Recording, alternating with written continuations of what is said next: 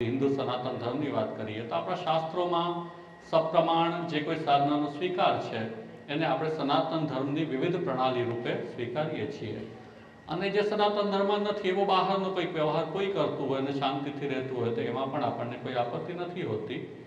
હવે સનાતન ધર્મ પર આવીએ તો એ સ્થિતિમાં જે વિવિધ સાધનો બતાવ્યા છે એમાંથી ઉત્તમોત્તમ સાધન કયું એનું જ્યારે ચિંતનનો પ્રસંગ આવ્યો તો ગીતાજીને તો આપણે જોયા, અનેક વચનો છે. બાળકોએ પણ જે ભક્તિ યોગનો પાઠ કર્યો, યો મત ભક્ત સમે પ્રિય, નિરંતર પ્રભુએ વચન ત્યાં કહી રહ્યા છે. વિશેષણ બતાવ્યા, આ પ્રકારનો મારો ભક્ત અને આવો જે મારો ભક્ત છે તે મને પ્રિય છે. ये ભજંતી તું મામ ભક્ત્યા મયી તેષુ ચામ્યહમ સમોહમ સર્વભૂતેષુ, હું સર્વત્ર સમાન છું, બધે જ પ્રભુ છે. બધાના હૃદયમાં પરમાત્મા સ્વરૂપે, અંતર્યામી સ્વરૂપે પ્રભુ જ બિરાજી રહ્યા છે. બ્રહ્મવાદ એ જ કહે છે કે કણકણમાં પ્રભુ બિરાજી રહ્યા છે.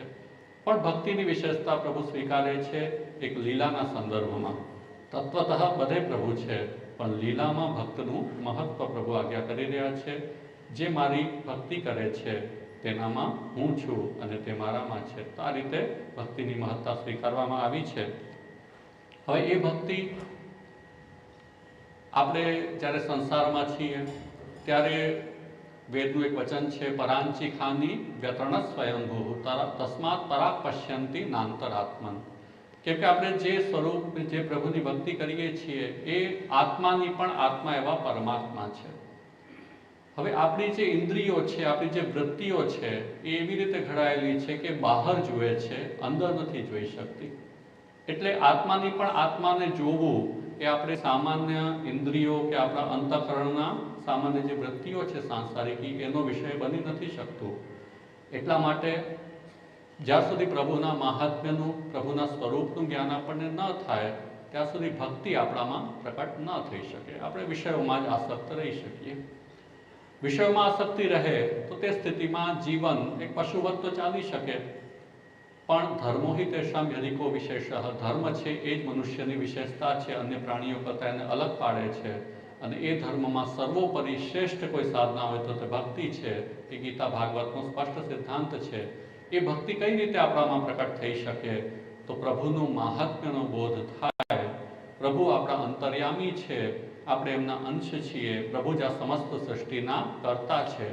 એ મહાત્મ્યનો જ્યારે બોધ થાય ત્યારે ભક્તિ આપણામાં પ્રકટ થઈ શકે. એ મહાત્મ્યનો બોધ ક્યાંથી થાય? આપણા વિષયોના જ્ઞાનથી કે લૌકિક કોઈ વાર્તાઓથી કે કથાઓથી કે ઇતિહાસથી તો એ જ્ઞાન ન થઈ શકે. એના માટે શાસ્ત્રનો ઉપયોગ છે. કેમ કે મહાત્મ્ય માટે પ્રભુના ગુણ, કર્મ, લીલા ચિંતન કરવું પડે અને એની માટે શાસ્ત્રનો ઉપયોગ છે. એટલે મહાત્મ્ય જ્ઞાન માટે પ્રભુના સ્વરૂપ, લીલા, ગુણનું ચિંતન કરવું આવશ્યક છે. એની માટે શાસ્ત્ર, શ્રીમદ ભાગવત, શ્રીમદ ભગવદ્ ગીતા આદિ શાસ્ત્રોની આવશ્યકતા છે. ત્યાં જઈને ગોપીનાથજી સ્પષ્ટતા કરે છે. હવે શાસ્ત્રને સમજવા માટે કોની આવશ્યકતા છે? એ આચાર્યની, ગુરુની આવશ્યકતા છે કે જે આપણને શાસ્ત્ર સમજાવે, શાસ્ત્ર દ્વારા પ્રભુના ગુણ કીર્તન થાય અને એના દ્વારા પ્રભુનું મહાત્મ્ય જ્ઞાન પ્રાપ્ત થાય, એના દ્વારા આપણામાં ભક્તિનો ઉદય થાય. તો આ એક આખી ક્રમબદ્ધ પ્રક્રિયા છે ગુરુથી લઈને અને ભક્તિ સુધી પહોંચવાની. આપણા આચાર્ય શ્રી વલ્લભ છે કે જેમણે સર્વશાસ્ત્રોના સારરૂપ પુષ્ટિભક્તિ માર્ગ બતાવ્યો. એના દ્વારા આપણે પ્રભુના ગુણ, કર્મનું ચિંતન કરીએ, એના દ્વારા પ્રભુનો મહાત્મ્યનો બોધ થાય અને એના દ્વારા આપણામાં ભક્તિનો ઉદય થાય.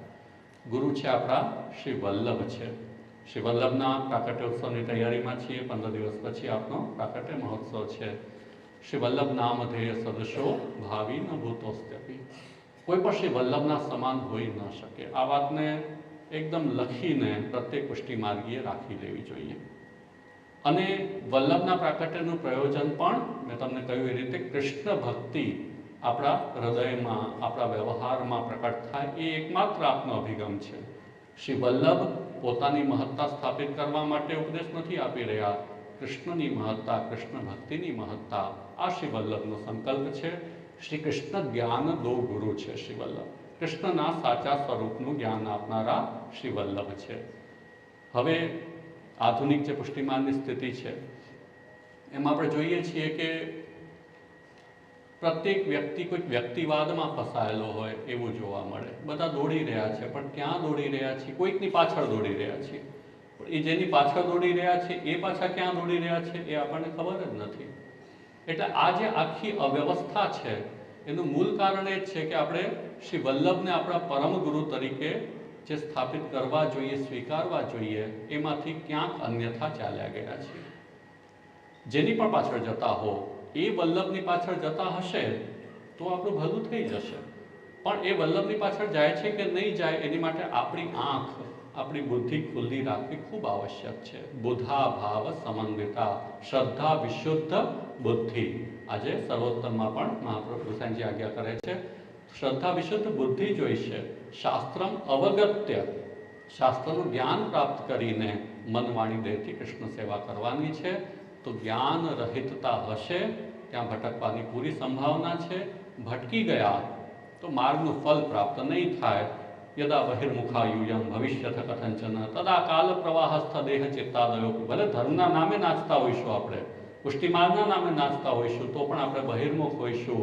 યદિ આપણે શ્રી વલ્લભની અભિમુખતા આપણે નહીં જાળવીએ તો વલ્લભના અભિમુખ થઈશું તો કૃષ્ણાભિમુખ થઈશું. કૃષ્ણાભિમુખ થઈશું તો વલ્લભનો આ જે ચેતવણી આપણને આપી છે ને આપણી માટે લાગુ નહીં પડે. ભગવત સન્મુખતાનો લાભ આપણને પ્રાપ્ત થશે. એટલા માટે એક વાતને સમજો, આપણો 550 વર્ષનો પ્રાય ઇતિહાસ છે. અનેક આચાર્યો થયા, અનેક વૈષ્ણવો થયા, અનેકે પોતાનું જીવન શ્રી વલ્લભના સિદ્ધાંતને અનુરૂપ જીવવાનો પ્રયત્ન કર્યો જ હશે. હવે કોઈક એક સિલેબસને આપણે ભણતા હોઈએ, કોઈક અભ્યાસક્રમ આપણને પ્રાપ્ત થયો હોય વિદ્યાર્થી કાળમાં. એ અભ્યાસક્રમને ભણતા ભણતા જ્યારે પરીક્ષા આવે ત્યારે પ્રત્યેક જે પરીક્ષાર્થી છે પેપર લખે અને એ જે પ્રકારનું પેપર લખે એ પ્રકારનું પરિણામ એને પ્રાપ્ત થતું હોય. કોઈકને 60% આવે, 70%, 80, 90, જેની જેવી હોશિયારી, જેની જેવી પ્રતિબદ્ધતા હોય અભ્યાસક્રમ માટેની, એને પરિણામ પ્રાપ્ત થાય છે. તો અનેકે એવી રીતે પરીક્ષા આપી હશે શ્રી વલ્લભના અભ્યાસક્રમ અનુસાર, અને અનેકને તેમના અધિકાર અનુસાર પરિણામ પણ પ્રાપ્ત થયું હશે. પણ ક્યારે તમે એવું જોયું કે કોઈક સિલેબસ, કોઈક યુનિવર્સિટીનો બોર્ડનો અભ્યાસક્રમ હોય અને કોઈક પરીક્ષાર્થી સારા માર્કથી પાસ થાય, માનો 90 કે 99% એને આવ્યા, તો કોઈ એવું કહે કે હવે આ પેપરને જ સિલેબસના સ્થાન પર મૂકી દો, કેમ કે રિઝલ્ટ આનું બહુ સારું આવ્યું, બહુ હોશિયાર વિદ્યાર્થી છે અને ગોલ્ડ મેડલ મળ્યો, એટલે હવે સિલેબસને હટાવો અને આ પેપર જે છે એને લખ્યું છે એને જ સિલેબસ બનાવી દો. એવું કર્યું કોઈએ? એવું કરી શકાય ખરું? એવું ના થઈ શકે. કોઈએ કંઈ પણ કર્યું હોય, ઉત્તમ પણ કર્યું હશે, પુષ્ટિમાર્ગની પ્રમાણ વ્યવસ્થા તો શ્રી વલ્લભનો જે બોધ છે, જે સિદ્ધાંત છે એ જોઈ શકે. હું ભલે કેટલું પણ સારું પેપર ભરી જાઉં પુષ્ટિમાર્ગની દ્રષ્ટિએ, 90%, 99% લાવો, 100% પણ લાવો, તો પણ એ પેપર ક્યારે પણ અભ્યાસક્રમના સ્થાને સ્થાપિત નથી થઈ શકતું. આ વાતને ખૂબ સમજવાની આવશ્યકતા છે. અભ્યાસક્રમ હંમેશા પુષ્ટિમાર્ગનો યદિ છે, યદિ કોઈ પુષ્ટિમાર્ગની પરંપરા છે, પુષ્ટિમાર્ગનો સિદ્ધાંત છે, તો એ વલ્લભની વાણીથી જ સ્પષ્ટ થશે, સિદ્ધ થશે. એમાં કોઈ શંકાને સ્થાન ક્યારે પણ કોઈ કરવાનું નથી.